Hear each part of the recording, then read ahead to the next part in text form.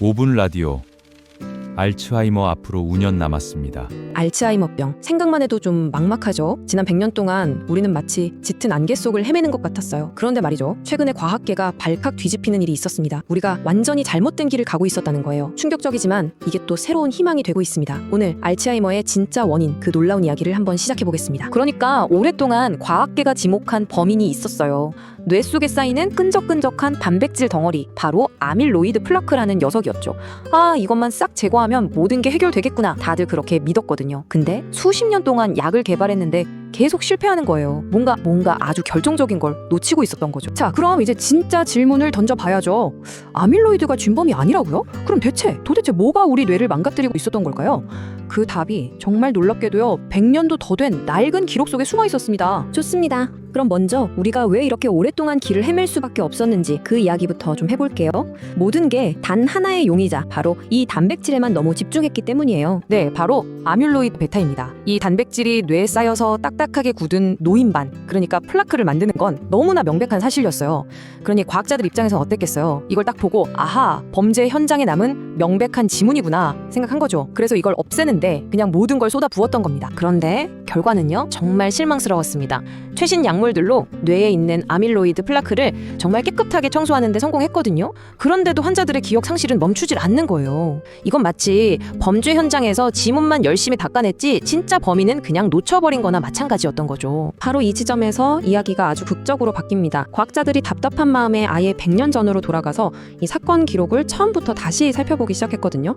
그리고 거기서 완전히 철저하게 무시됐던 결정적인 단서 하나를 발견하게 됩니다. 이 문장 한번 보세요. 정말 소름 돋지 않습니까? 알츠하이머병을 맨 처음 발견한 알로이스 알츠하이머 박사가 직접 남긴 기록이에요. 그가 분명히 아밀로이드 플라크와 함께 지방 주머니를 봤다고 써놨는데 후대 과학자들은 이걸 100년이 넘도록 그냥 무시해버린 겁니다. 아니, 이 타임라인을 보면 진짜 기가 막히죠. 100년이 넘는 시간 동안 어떻게 이렇게 명백한 단서를 놓칠 수가 있었을까요? 범인은 정말 아이러니하게도 과학 실험실의 표준 절차, 바로 그 안에 있었습니다. 바로 이거예요. 뇌 조직을 현미경으로 보려면 염색을 해야 하잖아요. 근데 이 염색 과정에서 쓰는 알코올 같은 용매들이 글쎄 지방을 전부 녹여버렸던 겁니다. 그러니까 우리는 100년 동안 지방이 싹 씻겨나간 뇌 조직만 들여다보면서 덩그러니 남겨진 아밀로이드 찌꺼기만 보고 네가 범인이지 했던 거죠. 와, 우리가 직접 증거를 인멸하고 있었던 거예요, 정말로. 자, 이렇게 지방방울이라는 첫 번째 단서를 찾았습니다. 그럼 이제 두 번째 핵심 단서로 넘어가 볼게요. 바로 우리 뇌의 청소 시스템 자체를 망가뜨리는 고장난 스위치에 대한 이야기입니다. 우리 뇌 속에는요, 미세 악교세포라는 아주 중요한 세포들이 살고 있어요. 이 친구들의 역할이 뭐냐면 뇌 속을 끊임없이 순찰하면서 온갖 쓰레기들을 먹어치우는 거예요.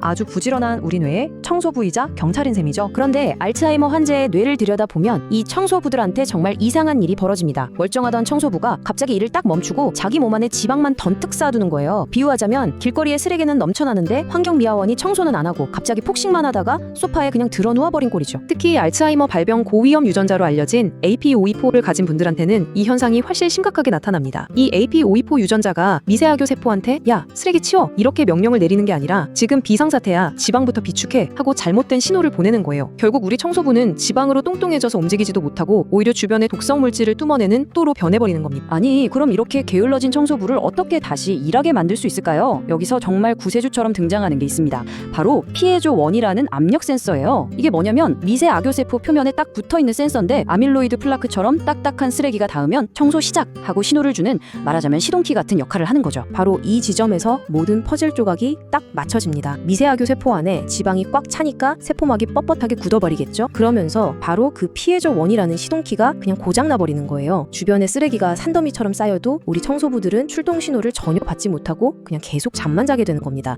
정말 끔찍한 악순환이죠. 자, 이제 원인을 알았으니 해결책을 찾아야죠. 그쵸?